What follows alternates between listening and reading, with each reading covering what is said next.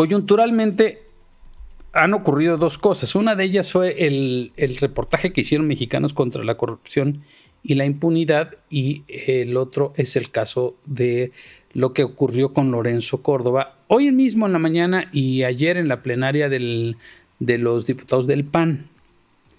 ¿Qué sucedió? Lorenzo Córdoba acudió invitado a la plenaria de los diputados del PAN y expuso, entre otras cosas, el tema de la situación actual de los procesos electorales, de la democracia y sobre todo la reforma que está planeando el Ejecutivo Federal al Instituto Nacional Electoral, ¿no? Va y plantea un panorama de cómo están las cosas, ¿no? En este clima de polarización, la gente más bien sus críticos revientan y dicen que cómo es posible que el árbitro electoral se reúna con uno de los partidos. Y evidentemente en el escenario en el que están los partidos, pues están brandeados o llenos de imágenes y logos del partido, en este caso el Partido Acción Nacional. Esto trataron de hacer verlo como una anomalía o como algo que no tiene razón de ser, porque el árbitro se sesga. El árbitro no puede hablar con ninguna otra fuerza política, con una fuerza política, porque se sesga. Eso dicen los críticos del Instituto Nacional Electoral. Bueno, para empezar, una de las cosas que debe hacer el árbitro es justamente reunirse con los actores políticos de este país. ¿En qué cabeza cabe que el presidente del Instituto Nacional Electoral deba abstenerse de reunirse con los partidos políticos y con los legisladores que tienen bajo su cargo legislar las iniciativas, sobre todo en materia de democracia, de elecciones, ¿no? Y esta reforma que propone el presidente al Instituto Nacional Electoral? ¿Por qué no se reuniría si lo están invitando? A Lorenzo Córdoba lo invitaron a que fuera a comparecer a la Cámara de Diputados. No era su obligación y fue. Pretendían lincharlo, no pudieron, salió en hombros. Y esa es la desesperación que tienen. Una de las cosas que más fortaleza le da al Instituto Nacional Electoral es hablar con la verdad, hablar con transparencia y no andar con medias tintas. ¿Por qué tendría que meterse el Instituto Nacional Electoral a la dinámica de polarización y de división? Es decir, imagínense a Lorenzo Córdoba o a todo el Consejo, al Pleno de consejeros del Instituto Nacional Electoral diciendo: no vaya a seguir, no vaya a hacer que se enoje el presidente. No, ¿qué va a decir el presidente? No se vaya a enojar. Mejor no vayas, güey. No, ¿sabe qué? Fíjese que siempre mejor no voy a ir porque es que si voy se va a enojar el presidente. Y ya ve que luego que me agarran en las mañaneras, no voy a hacer que me digan algo. Mejor así, ¿no? Les mando una cartita o ahí por WhatsApp. No, si lo que le encabrona a Tartufo es que la gente haga lo que tiene que hacer. Es su obligación. La obligación del Instituto Nacional Electoral es promover la democracia. ¿Y cómo se promueve? ¿Sin reunirse con los actores políticos? ¿Por qué el presidente quiere hacer ver algo que se ha hecho durante muchos años? El presidente del Instituto Nacional Electoral, los consejeros del Instituto Nacional Electoral se han reunido cientos de veces con los actores políticos en público y en privado, todo el tiempo. Faltaba más que tuvieran prohibido reunirse con los líderes de los partidos políticos. Pero Tartufo quiere cambiar la realidad, pero no le alcanza. Quiere hacer ver algo que es absolutamente normal como si fuera una aberración. Vamos a verlo. Ayer, por ejemplo, estaba yo viendo cómo el señor Lorenzo Córdoba va a la convención del PAN. Imagínense, el director, coordinador, presidente del INE, encabezando el Congreso, la convención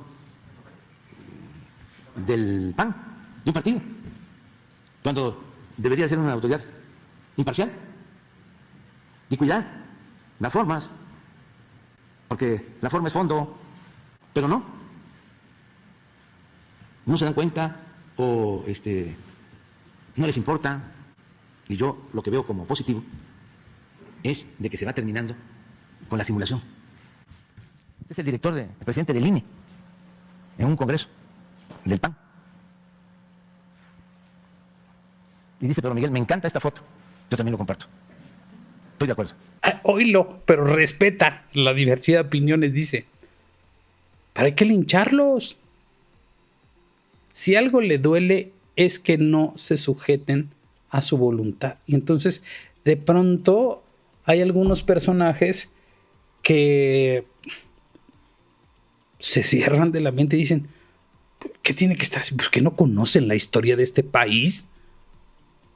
¿No han visto esas imágenes en las que el presidente del INE se reúne con Mario Delgado, con Martí Batres, en su momento con Jacob Polemski, con Ricardo Monreal, con todos, con los de Movimiento Ciudadano, con los del Partido Verde, con los del PAN, con los del PRI, con todo mundo?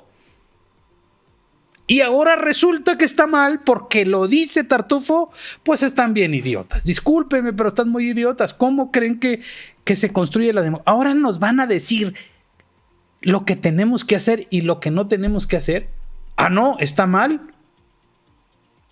¿En qué país del mundo parece una locura que el presidente de la autoridad electoral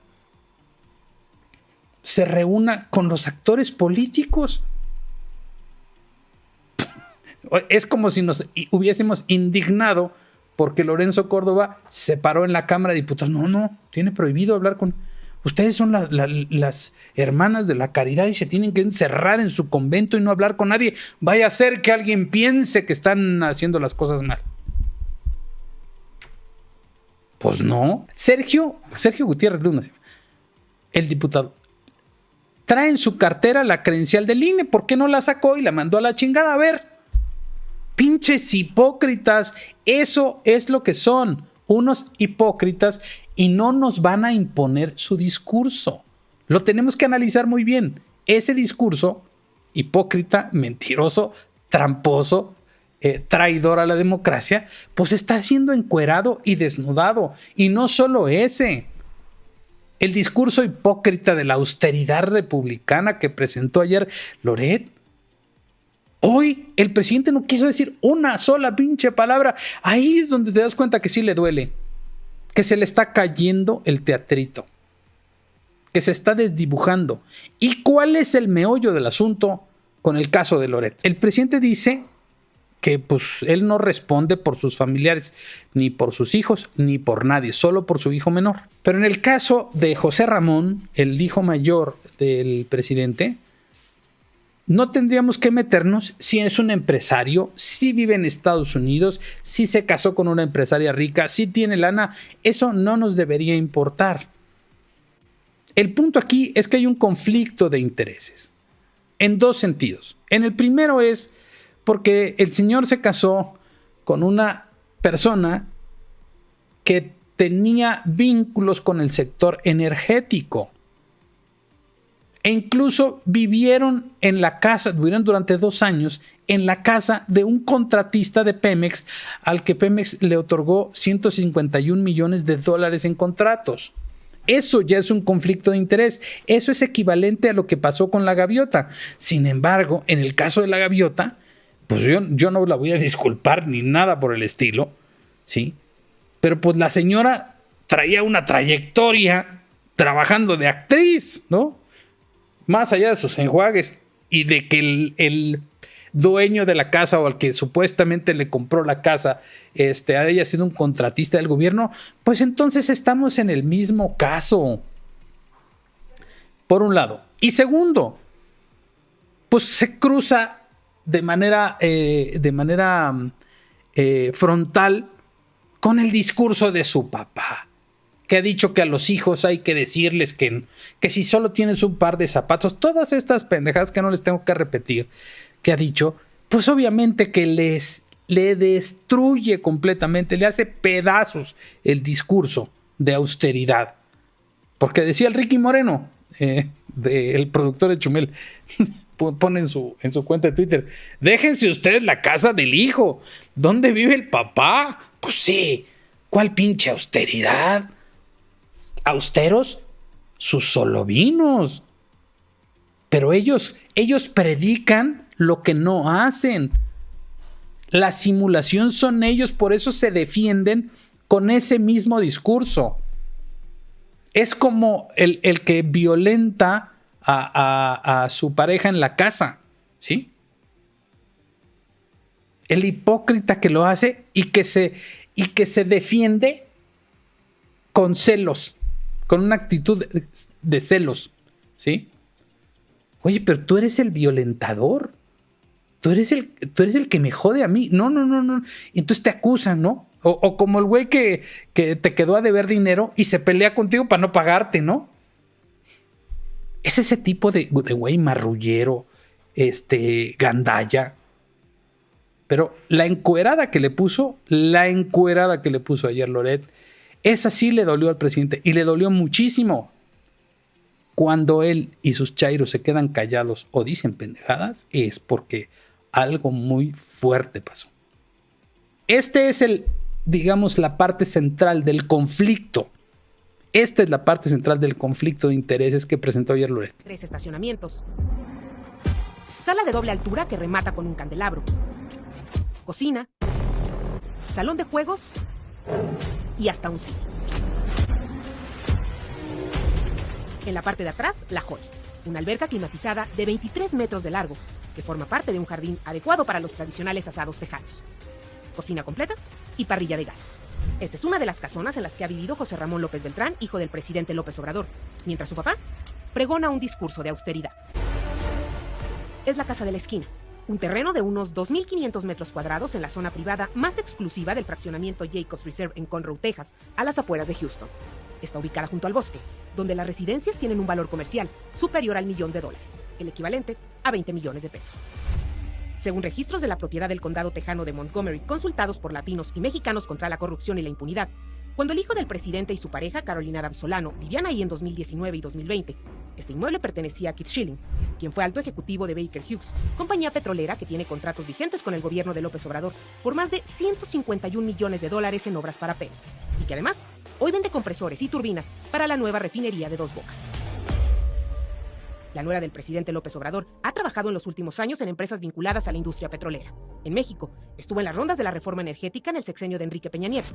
En enero de 2018, Carolina Adams celebró en sus redes sociales que la compañía Shell fuera la ganadora de una zona de explotación petrolera, la misma empresa a la que el actual gobierno federal le compró la refinería Deer Park, ubicada en Houston.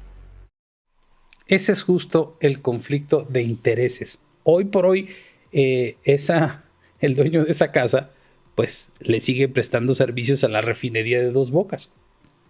Ahí está la bronca, pues. O sea, que no se hagan güeyes. Es muy rastrero ya tratar de defender esto, porque ¿cómo lo defiendes? ¿Cómo defiendes esto? Sobre todo cuando, aunque haya sido de manera indebida, sacan un video del hijo menor.